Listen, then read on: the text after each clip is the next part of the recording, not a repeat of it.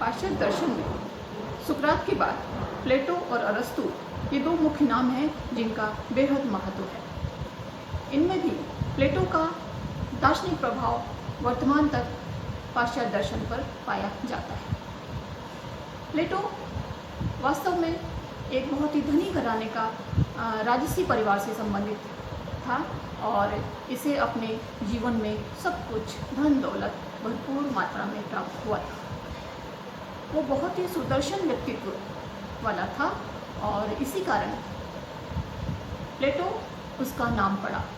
प्लेटो का वास्तविक नाम था एरिस्टोक्लीज। क्योंकि वो बहुत सुदर्शन था और उसके कंधे अच्छे चौड़े थे तो उसके एक शिक्षक ने उसे ये नाम दिया प्लेटो। प्लाटोन, ग्रीक भाषा में प्लेटो का उच्चारण इस प्रकार से किया जाता है, प्लाटोन। और देखिए कि अरबी भाषा में ये प्लाटोन अफलातून कहलाता है। तो प्लेटो राजसी परिवार से संबंधित था और किसी तरह से ये सुकरात के संपर्क में आया। सुकरात के संपर्क में आने पर ये उससे एकदम प्रभावित हुआ और इसका सारा जीवन दर्शन बदल गया। प्लेटो क्योंकि राजकुमारों की तरह पाला गया, उसे संगीत, चित्रकारी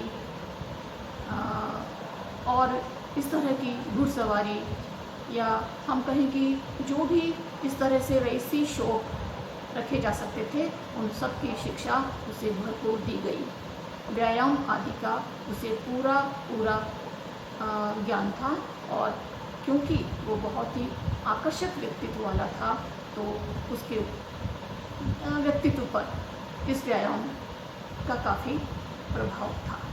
तो शारीरिक ही नहीं, वो बौद्धिक व्यायाम में भी निपुण था।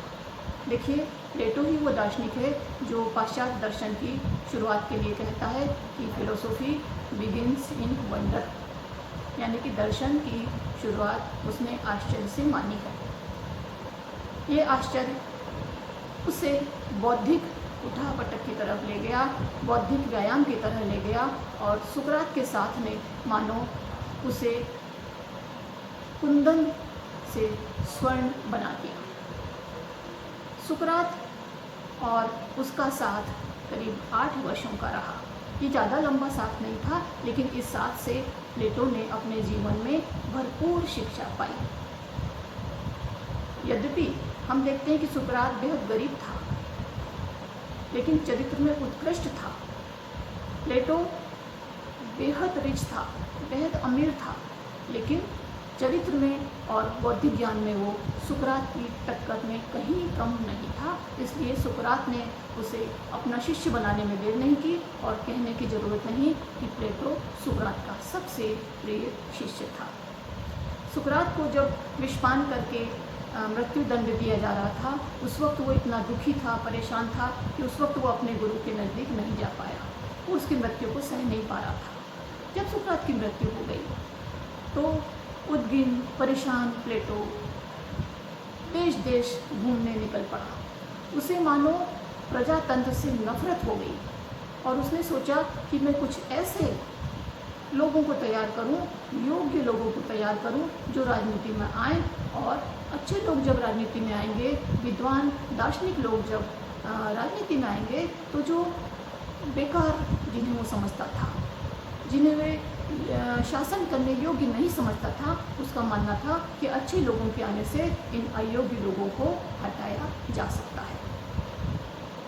देखिए, जब भारत में डॉक्टर राधाकृष्णन राष्ट्रपति बने तो ये बात कही गई थी कि प्लेटो की मनोकामना आज पूरी हुई है कि एक दार्शनिक राजा बना है।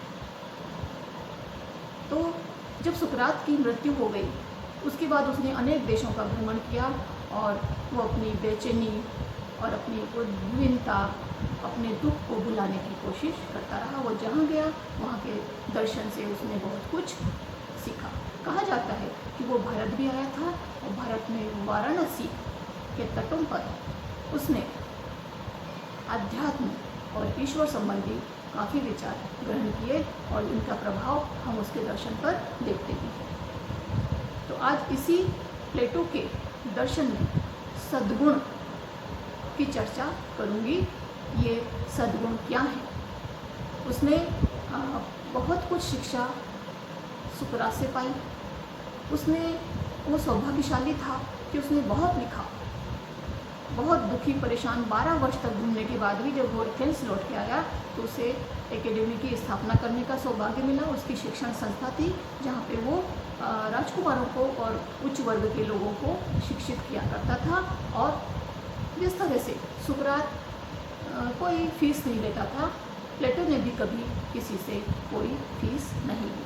बस वो चाहता था कि कुछ ऐसे लोग तैयार हों कि जो अच्छे शासन में मदद दे सके। तो प्लेटो वो सौभाग्यशाली दार्शनिक है कि जिसका लिखा हुआ लगभग सारा का सारा लेखन बचा हुआ है, संरक्षित है।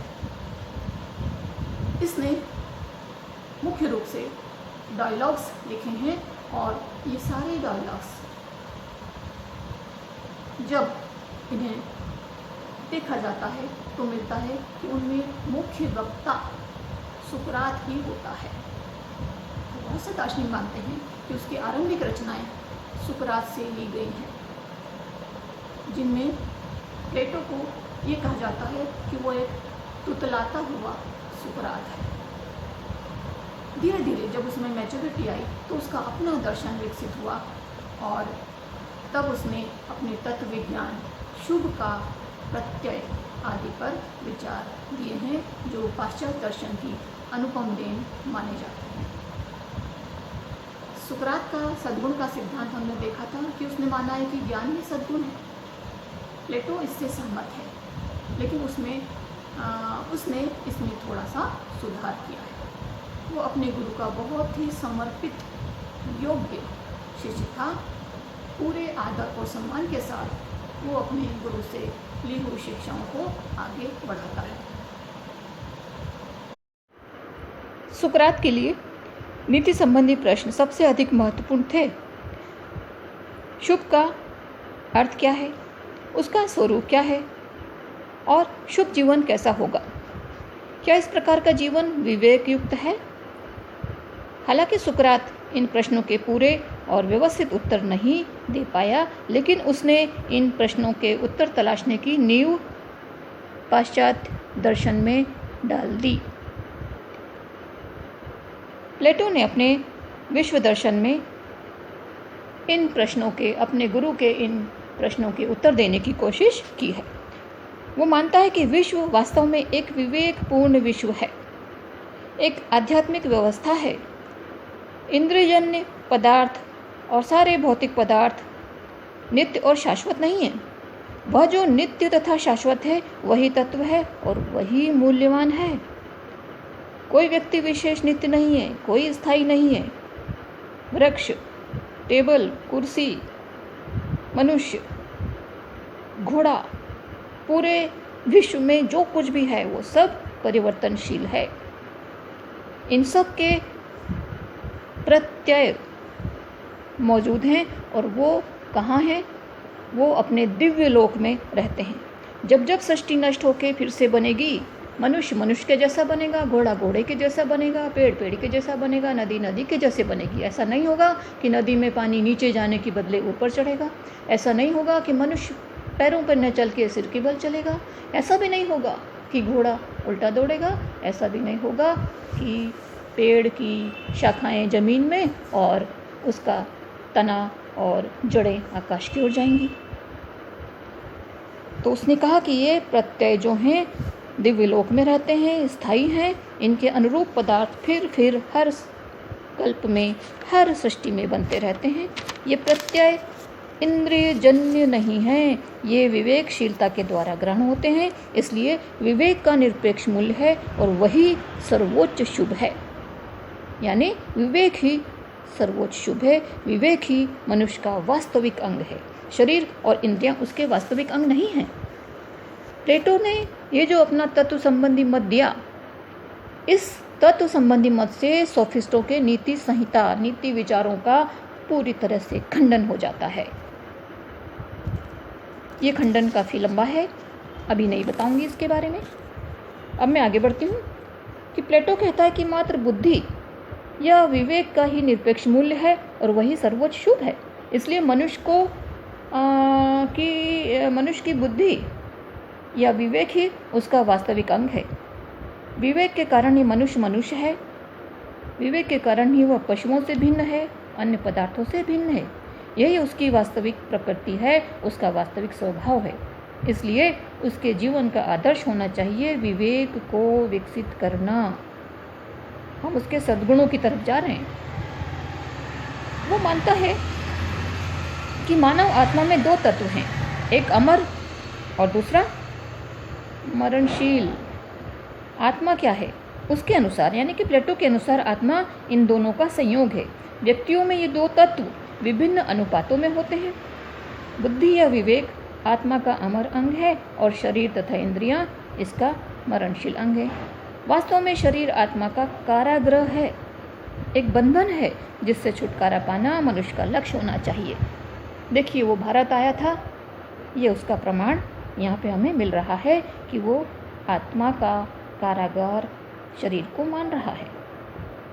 हालांकि वो भारतीय दर्शन में उतना निपुण नहीं हो पाया, फिर भी उसने माना है कि ये बंधन है जिससे छुटकारा पाने की मनुष्य को कोशिश करनी चाहिए। यही मनुष्य का लक्ष्य होना चाहिए। प्लेटो ने विवेक को जब आत्मा का प्रमुख और अमर अंग कहा है तो इसका यह अर्थ नहीं है कि उसने इच्छाओं और वासनाओं को पूरी तरह से नकार दिया है। उसने इन्हें भी शरीर का अभिन्न अंग कहा है, पर विवेक से निम्नतर। ये मनुष्य की विशेषताएं नहीं हैं। किसी भी पदार्थ का मूल्य अपनी विशेषताओं के विकास में है। एक चाकू हम तभी श्रेष्ठ चाकू मानेंगे उसे जब वो तेज हो और बहुत अच्छा काटता हो, क्योंकि एक चाकू की यही विशेषता है। इसलिए विवेक का विकास और अविवेकी तत्व पर यानी इच्छाओं और वासनाओं पर शासन करना लक्ष्य है मानव जीवन का। इस प्रकार प्लेटो ने यह सिद्ध किया है कि विवेक युक्त जीवन ही नैतिक जीवन है। इसका आदर्श है पूर्ण बौद्धिक जीवन जिसमें इच्छाएं पूरी तरह से बुद्धि के अधीन हों। तो अब बात करें सद्गुणों की। उसने माना है कि सद्गुण विवेक, संयम, साहस और न्याय, ये सद्गुण हैं। न्याय को उसने मौलिक सद्गुण माना है और न्याय ही सभी सद्गुणों का जनक है। उसने मानव स्वभाव की 3 शक्तियाँ मानी हैं, बुद्धि, संकल्प शक्ति और संवेदन शक्ति, और इनसे संबंधित 3 प्रकार के सद्गुणों की चर्चा करता है। बुद्धि का सद्गुण है सही विचार, संकल्प शक्ति का है साहस और संवेदन शक्ति का सद्गुण है आत्मनियंत्रण। विवेक विचार करता है, संकल्प विवेक की लड़ाई लड़ता है, विवेक की आज्ञाओं का पालन करता है और साहस जुटाकर विवेक की विचारों को पूरा करता है।